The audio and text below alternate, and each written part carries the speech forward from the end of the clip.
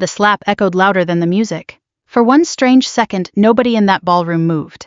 Not the caterers carrying silver trays, not the string quartet near the windows, not the 200 guests sitting beneath crystal chandeliers overlooking the Chesapeake Bay.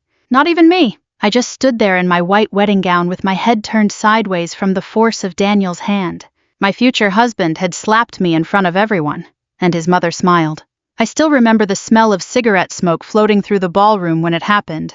Sharp, bitter, thick enough to sting my lungs. I had only asked politely, "Mrs. Whitmore, would you mind smoking outside? My lungs have been sensitive lately." That was it. I said it softly, respectfully. But Daniel suddenly exploded like a man waiting his entire life for an excuse. "Shut up," he shouted. The entire room froze. "You smell worse than cigarettes." Then came the slap. I heard several women gasp. Someone dropped a champagne glass near the dance floor. My cheek burned instantly, but honestly the pain wasn't what shocked me. It was the humiliation. At 42 years old, after 21 years in the United States Navy, after surviving deployments, toxic smoke exposure overseas, and the deaths of men I respected deeply, I had never felt smaller than I did standing there in my wedding dress. And the worst part, a piece of me wasn't even surprised.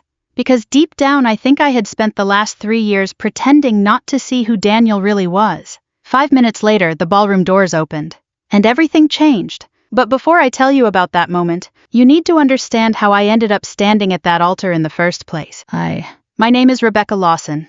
Commander Rebecca Lawson, technically, though most people simply call me Becca.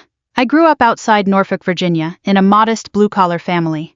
My father repaired electrical systems at the shipyard, and my mother worked the front desk at a dentist's office for nearly 30 years. We weren't poor, but we counted every dollar. My father believed in 3 things: show up early, work hard, and never complain. The Navy became my path out of a small life. I enlisted at 19. By 25, I was an officer. By 40, I had spent more birthdays overseas than at home. The Navy gave me structure, purpose, and honestly, family. But military life can also leave people lonely in ways civilians don't always understand. Especially women. Especially older women.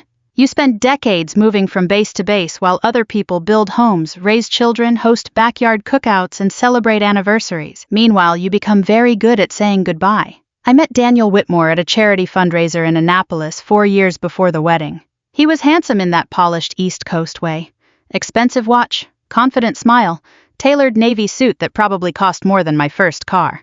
He owned a financial consulting company with his cousin. At first, he made me feel admired. After years around military culture where emotions stayed tightly controlled, Daniel felt warm and charming. He brought flowers, opened doors, held my hand in public, and after enough lonely years, that kind of attention can feel dangerous. Looking back now, the warning signs appeared early, very early. The first time Daniel met my Navy friends, he joked, "So which one of you actually does the fighting?" Everybody laughed politely except me. Then there were little comments. "You'd look prettier if you wore your hair longer. Do you really need to work this much at your age?" A man wants peace when he comes home, not another commanding officer. Most of those comments came from his mother, Linda Whitmore. Linda belonged to one of those wealthy Maryland families that quietly measured human worth through money, appearances, and social status. She smiled often, but never kindly. The first time I visited their waterfront home, she looked at my uniform photo and said, "Oh my, Rebecca, you've certainly lived an unconventional life." Unconventional. That word stayed with me. Linda believed military women were masculine, aggressive, and unsuitable for marriage. She never said it directly. Women like Linda never do. Instead, they poison slowly.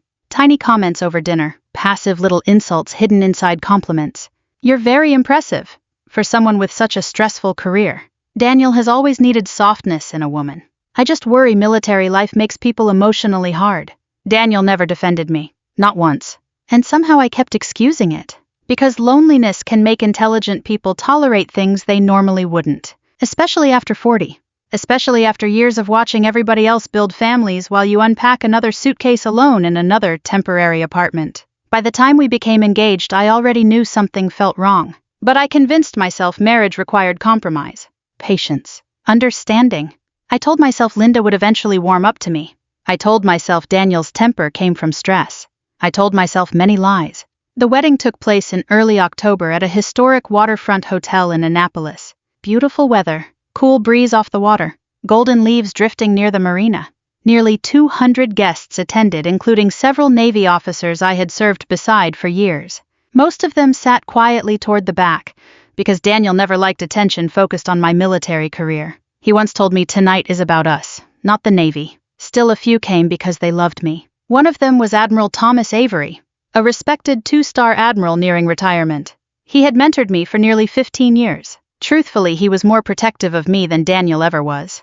The reception started smoothly enough. Dinner, champagne, soft jazz music. Then Linda lit a cigarette near the bridal table, inside the ballroom. I noticed immediately because cigarette smoke still affects my breathing after toxic exposure during a deployment years ago near the Persian Gulf. Most people around me knew that.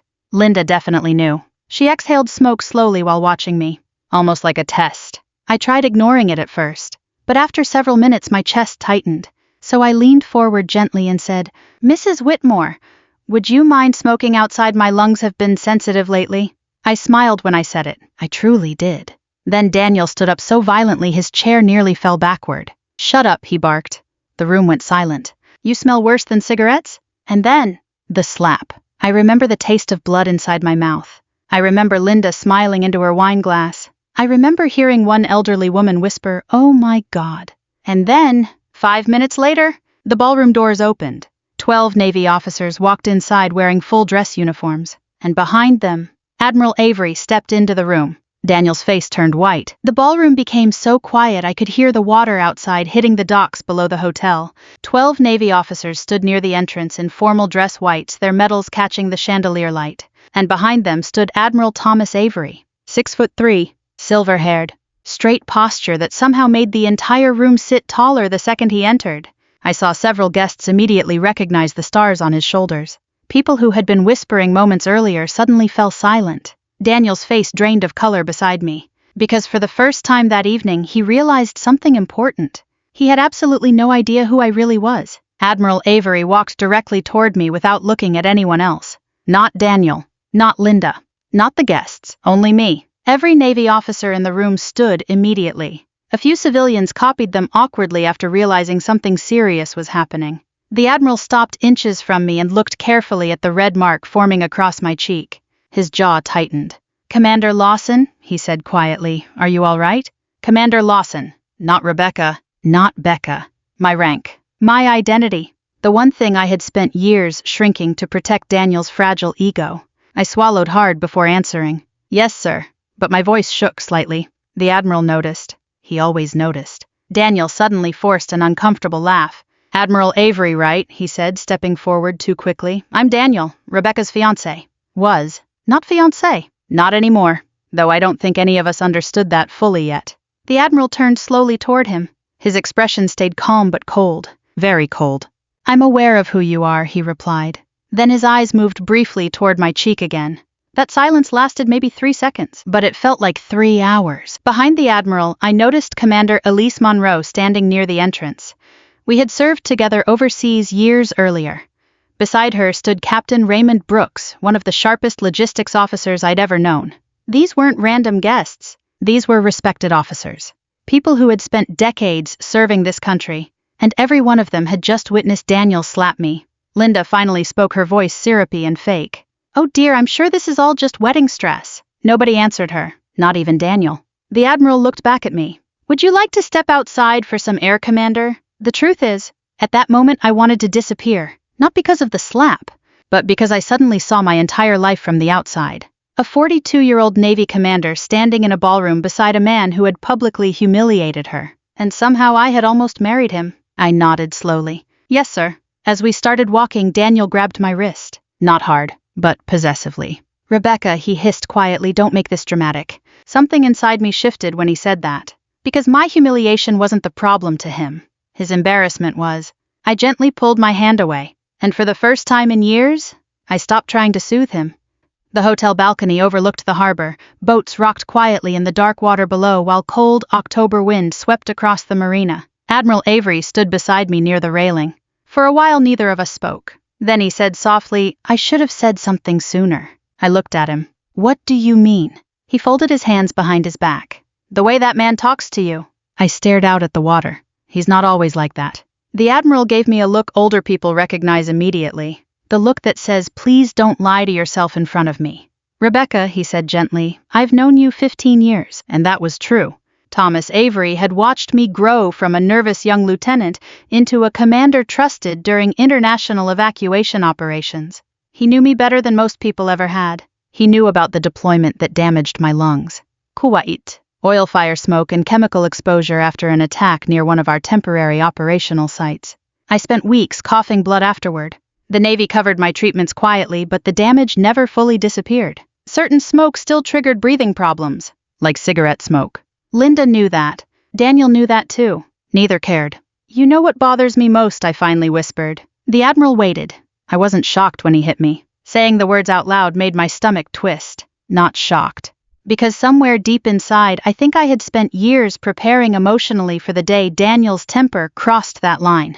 It hadn't started physically. Men like Daniel rarely begin there. First comes the disrespect, the sarcasm, the small humiliations disguised as jokes. Then isolation. Then emotional control. Then one day the line disappears. I closed my eyes briefly. There were signs, I admitted. The Admiral nodded once. Yes. And strangely, hearing somebody confirm it brought relief instead of shame. Because older women especially are taught to explain away bad behavior. He's stressed. He didn't mean it. He had a rough childhood. You know how men are. But deep down, most women know. I certainly did. I remembered the first deployment Daniel mocked. I had just returned from coordinating civilian evacuations during a dangerous operation overseas. 3 straight days with almost no sleep. I was exhausted, emotionally drained. When I told him how difficult it had been watching terrified families board transport aircraft, he rolled his eyes and said, "You military people always act like you're saving the world." Another time he complained because I missed one of his business dinners during an emergency briefing at the Pentagon. "You care more about strangers than your own relationship," he snapped. At the time I apologized. God help me, I apologized. The Admiral leaned slightly against the railing beside me. "You know why your officers respect you?" he asked. I shook my head faintly. "Because you protect people under pressure." His voice stayed calm. "You walk into chaos and make others feel safe." I looked down at my wedding ring. Suddenly it felt heavy, embarrassing, like a symbol of every compromise I made against my own instincts. Inside the ballroom, music had completely stopped now. Guests were murmuring nervously. I could see silhouettes moving near the windows, watching. The Admiral turned toward me fully. "Commander," he asked carefully, "do you want us to stay?" Not forcefully, not controlling. Just support. Real support. And for the first time all evening, I realized I didn't want Daniel comforting me. I didn't even want him near me. Slowly, I slid the wedding ring off my finger. My hands trembled slightly from adrenaline. Then I looked back toward the ballroom doors, toward the man who slapped me in front of 200 people. And I finally understood something that took me 42 years to learn. Loneliness had made me tolerate things self-respect never should have allowed. I closed my hand around the ring. Then I answered softly, "Yes, sir." The moment I walked back into that ballroom without my wedding ring on, people knew. Nobody needed an announcement. Nobody needed explanations. At my age, you learn people can sense when something permanent has broken. The string quartet had stopped playing completely. Champagne glasses sat untouched on tables. Even the hotel staff looked nervous. Daniel stood near the center of the dance floor, trying desperately to appear calm, while sweat gathered along his forehead. His mother stood beside him, clutching her cigarette with stiff fingers, though she had finally stopped smoking after several guests glared at her. The second Daniel saw me returning with Admiral Avery and the other officers behind me, his expression shifted. The anger disappeared. Now came charm, manipulation, damage control. "Baby," he said quickly, forcing a laugh, "come on, don't embarrass me like this." Embarrass him. That phrase settled into my chest heavier than the slap itself. Not "are you okay?" Not "I'm sorry." Not even I lost control. Just fear about himself. His image. His reputation. I looked around the ballroom slowly. 200 people watching. Some uncomfortable. Some angry. Some pretending not to stare. And suddenly I felt strangely calm. For years I had feared public humiliation. Feared becoming the older woman people whispered about. Feared failed relationships. Feared ending up alone. But standing there in front of everybody, something unexpected happened. I stopped being afraid. Linda stepped forward with a brittle smile. "Rebecca," she said sweetly, "you're upset right now. Let's not ruin the evening over one little misunderstanding." One little misunderstanding. That woman could have watched a house burn down and still called it an unfortunate inconvenience. I looked directly at her for the first time without trying to earn her approval. You smiled when he hit me, I said quietly. Her expression twitched. Only slightly. But enough. Daniel immediately interrupted. Oh my God, Rebecca, stop making this dramatic. That word again. Dramatic. Funny how people always call women dramatic when women finally stop accepting disrespect. I took a slow breath. Then I heard my own voice say something I never imagined saying at my wedding. The wedding is over. Complete silence. Somebody near the back gasped softly. Daniel blinked at me like he genuinely thought he'd misunderstood. What? The wedding, I repeated calmly, is over. Linda laughed once in disbelief. Oh, don't be ridiculous. But I wasn't speaking emotionally anymore. That frightened them more than tears would have. I reached down and placed my wedding ring gently on the bridal table beside the flower centerpiece. No throwing, no screaming, no scene.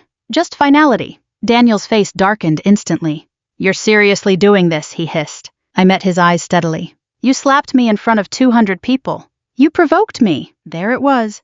The sentence almost every abusive man eventually says. You provoked me. Several guests visibly reacted to that, especially the older women. I noticed one elderly woman at table 7 slowly shaking her head with visible disgust. Her husband leaned toward Daniel and said quietly but firmly, Son, a real man never hits a woman. Daniel ignored him completely, because men like Daniel never listen once their ego takes over. They only escalate. You think you're perfect? He snapped at me now. You think everybody here doesn't know how cold you are? I stayed silent. He stepped closer. You care more about your Navy career than relationships? Everybody knows it. I almost answered defensively out of habit. Years of habit. Years of explaining myself. But then something inside me simply stopped. Because suddenly I understood no explanation would ever be enough for someone determined to diminish me. The Admiral stepped slightly forward beside me. Not aggressively. Just enough. Daniel noticed immediately. And for the first time all evening I saw fear flicker across his face. Not guilt. Fear. Because now the room no longer saw him as the successful, charming businessman. Now they saw what he truly was, a man who struck his bride in public. And people over 60 especially understand something younger generations sometimes forget. Character eventually reveals itself under pressure. Always. Daniel lowered his voice. Rebecca, he muttered, please don't destroy everything over one mistake. Destroy everything. Again, not concern for me. Concern for himself. His lifestyle. His image. His future. And suddenly I saw our entire relationship clearly. The luxury dinners. The country club parties. The polished photos online. The expensive vacations. Underneath all of it sat one simple truth. Daniel needed admiration more than love. And I had spent years trying to become smaller so he could feel bigger. I looked around the ballroom one last time. The cake. The flowers. The orchestra. Thousands of dollars spent on a wedding that suddenly felt like theater. Then my eyes landed on Commander Elise Monroe near the entrance. She gave me the smallest nod. Not pity. Respect. That nearly broke me emotionally. Because I realized I had received more genuine support from fellow officers than from the man I was about to marry. Daniel reached toward me again. This time I stepped back before he touched me. The movement shocked him. Because I had spent years accommodating him automatically. Apologizing automatically. Softening automatically. Not anymore. I'm leaving, I said calmly. Linda scoffed loudly. Oh, please. Where exactly are you going to go at your age? That sentence hit hard. Not because it was true. Because it revealed exactly how she viewed women. As people who should tolerate misery rather than face solitude. I looked at her steadily. At my age, I said quietly, peace matters more than appearances. For the first time all evening, Linda had no response. I bent down, slipped off my high heels and held them in one hand. The marble floor felt cold beneath my feet as I walked toward the ballroom exit. And strangely, every step felt lighter. Behind me I heard Daniel calling my name. Then louder. Then angrily. But I kept walking. The Navy officers walked beside me silently as we moved through the hotel hallway. Nobody rushed me. Nobody pressured me. Outside, cold autumn air hit my face. I inhaled deeply. And for the first time in years, breathing felt easier than it had inside that ballroom. Then suddenly flashing red and blue lights reflected across the hotel windows. 3 police cruisers pulled into the circular driveway. Daniel stepped outside behind us just as 2 officers exited their vehicles. And the look on his face told me something important. For the first time that night, he understood actions had consequences. The police officers entered the hotel lobby with the calm expression people develop after years of handling domestic disturbances. Steady, professional, unemotional. But the moment Daniel saw them approaching, his confidence cracked. Are you serious right now? He snapped loudly, looking around the crowd. Who called the police? Nobody answered him. One of the officers, a gray-haired sergeant who looked close to retirement age himself, stepped forward calmly. "Sir, we received reports of an assault." Daniel immediately pointed toward me. "She's blowing this out of proportion." Out of proportion. Funny phrase. As if being struck in front of 200 people was a misunderstanding over dinner reservations. The officer looked at me gently. "Ma'am, are you injured?" My cheek still burned.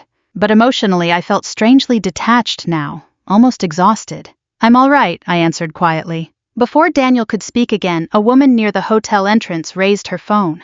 "I recorded it," she said firmly. Another guest lifted his hand. "So did I." Then another voice. "I saw the whole thing." The atmosphere shifted instantly, because public humiliation works both ways. Daniel had slapped me publicly. Now witnesses existed publicly too. Linda suddenly stepped forward wearing that same polished social smile. "Officers, surely we can handle this privately. Emotions are high tonight." The older sergeant looked at her for about 2 seconds before replying, "Ma'am, assault is assault. Simple. Direct. No performance." Daniel ran both hands through his hair aggressively. "Oh my God," he muttered, "this is insane." But deep down I think he already understood something important. His usual charm wasn't working anymore. Men like Daniel survive through image management, confidence, control. But once enough people witness the truth simultaneously, the mask collapses fast. One officer quietly asked whether I wanted to file an official complaint. I hesitated, not because I doubted what happened, because older generations, especially women my age, were raised to avoid becoming the reason for public scandal, even after being hurt, even after humiliation. We were trained to preserve peace at our own expense. Admiral Avery spoke quietly beside me. "You don't owe anybody silence." That sentence settled deeply into me. You don't owe anybody silence. For years I had confused endurance with strength. But they aren't the same thing. Not even close. I finally nodded. "Yes," I said softly, "I'd like to make a statement." Daniel stared at me like I had betrayed him. Not because he regretted hurting me, because consequences had arrived. So, an hour later most guests had quietly left the hotel. The wedding reception had dissolved into scattered flower petals, abandoned champagne glasses, and exhausted staff members cleaning tables beneath dimmed chandeliers. I sat in a private conference room with a police officer taking my statement while Admiral Avery waited outside. The female officer interviewing me appeared somewhere in her late 50s. Calm eyes. "Wedding ring," gentle voice. When I finished speaking, she closed her notebook slowly and asked, "Has he ever put his hands on you before?" I stared down at the table. "No." Then after a pause, "Not exactly." She waited carefully. There were other things, I admitted quietly. I began describing moments I had buried for years. Daniel grabbing my arm too tightly during arguments, blocking doorways, punching walls, mocking my military service, calling me cold, unfeminine, emotionally damaged. The officer listened without interruption. When I finished, she nodded slowly. "I've heard stories like this for 30 years, she said gently. "It almost always starts long before the first slap." That sentence stayed with me. Because she was right. The slap wasn't the beginning. It was the reveal. Over the next several days, the fallout spread quickly through Annapolis social circles. Somebody leaked one of the wedding videos online. Not the slap itself at first, just the aftermath. Daniel shouting, me standing silently, Navy officers surrounding the situation. Then eventually the actual video surfaced. I never watched it. I couldn't. But others did. Thousands of others. Veterans groups began sharing outrage online after learning Daniel had struck a senior Navy officer during her wedding reception. Several local news stations contacted the hotel asking questions. Daniel's business partners stopped returning his calls. One investor publicly withdrew from an upcoming development project. And suddenly the same wealthy people who once adored Daniel started distancing themselves quietly. That's another thing older people understand well. Many social circles are built entirely on convenience, not loyalty. Convenience. Linda called me 3 days later. I almost ignored it. But curiosity won. The second I answered, she sighed dramatically. "Rebecca," she said, "haven't we all suffered enough?" Not, "I'm sorry." Not, "How are you holding up?" Just concern about discomfort. I closed my eyes briefly. "Your son hit me. He was emotional. He assaulted me." Linda's voice hardened immediately. "You humiliated him in front of everyone." There it was again. Not concern for morality. Concern for image. I suddenly understood something chilling about that family. They didn't measure right versus wrong. Only embarrassment versus convenience. Before hanging up, Linda said one final thing. "You never knew how to let a man feel respected." I almost laughed. Because for years I had sacrificed pieces of myself trying to protect Daniel's ego. And it still wasn't enough. Nothing ever would have been.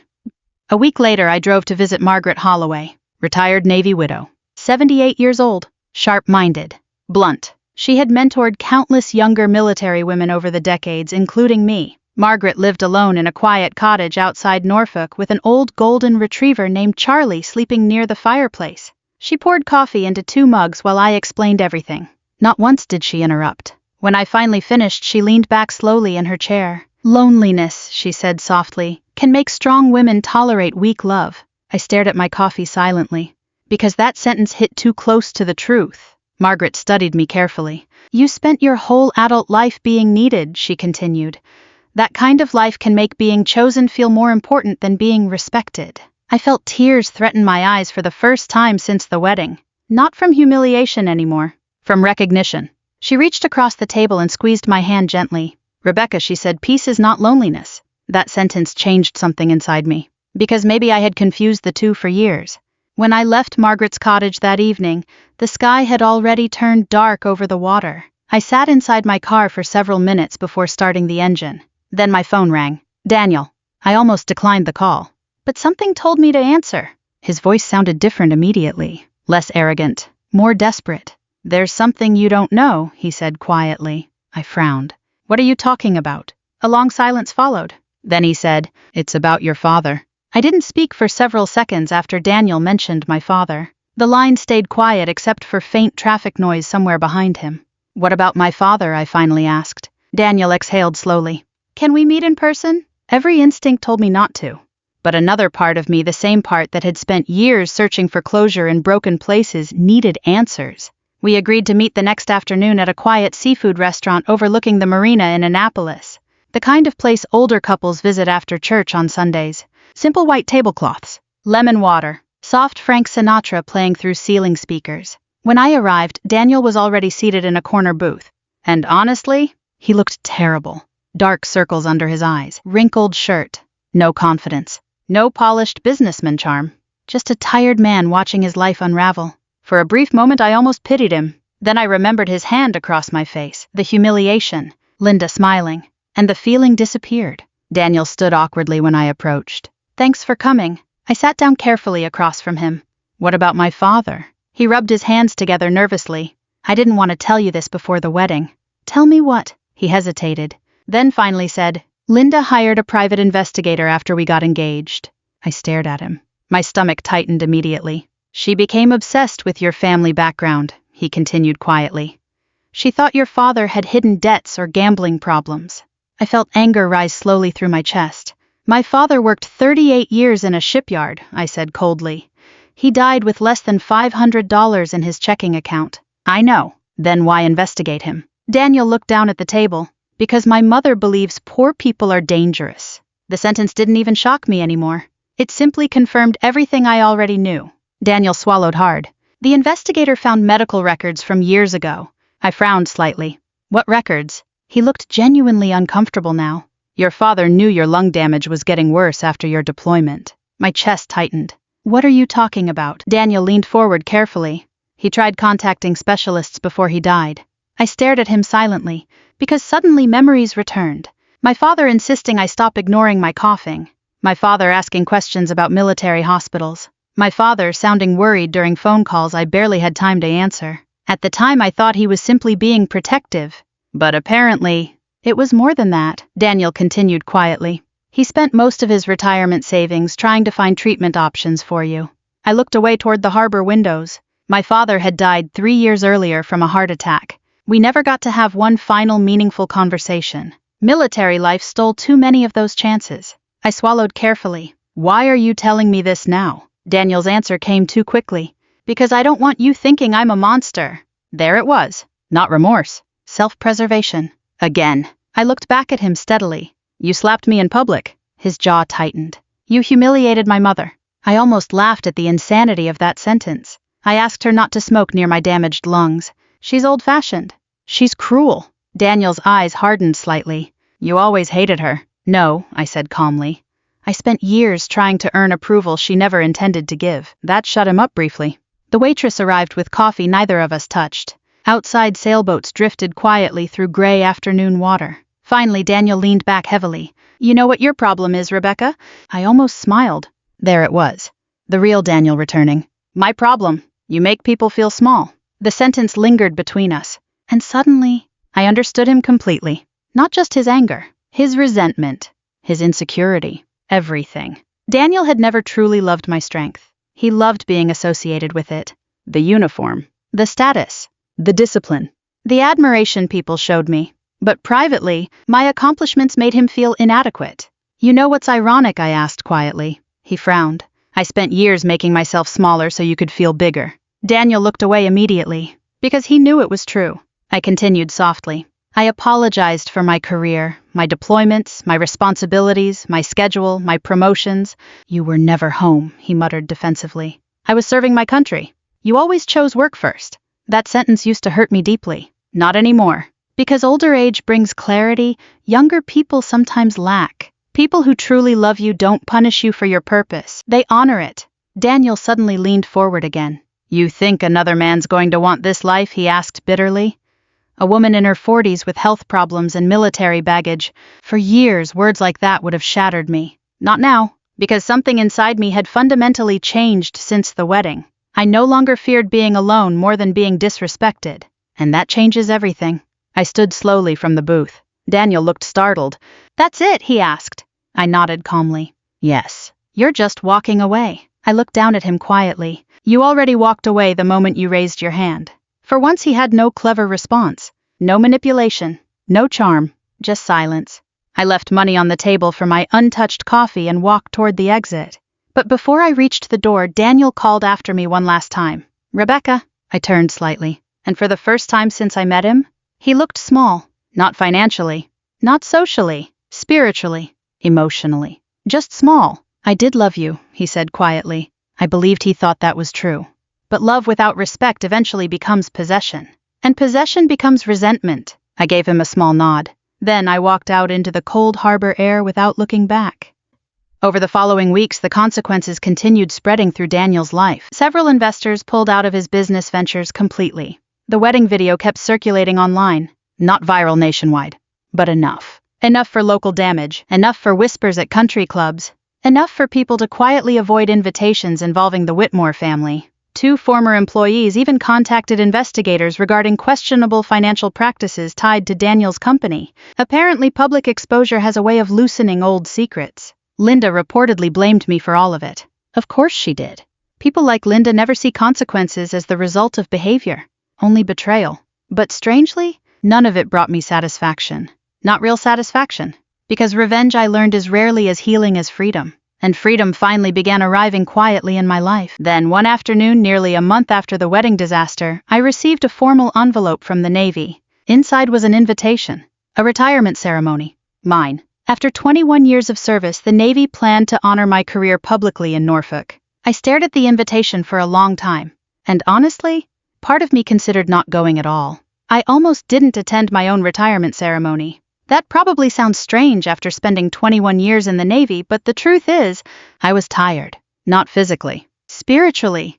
The wedding disaster had drained something deep inside me. For weeks afterward, I moved through life quietly. I stayed off social media, ignored gossip, avoided unnecessary phone calls. I spent most mornings sitting on the small balcony of my temporary apartment near Norfolk Harbor, drinking coffee while cargo ships moved slowly through the gray Atlantic fog.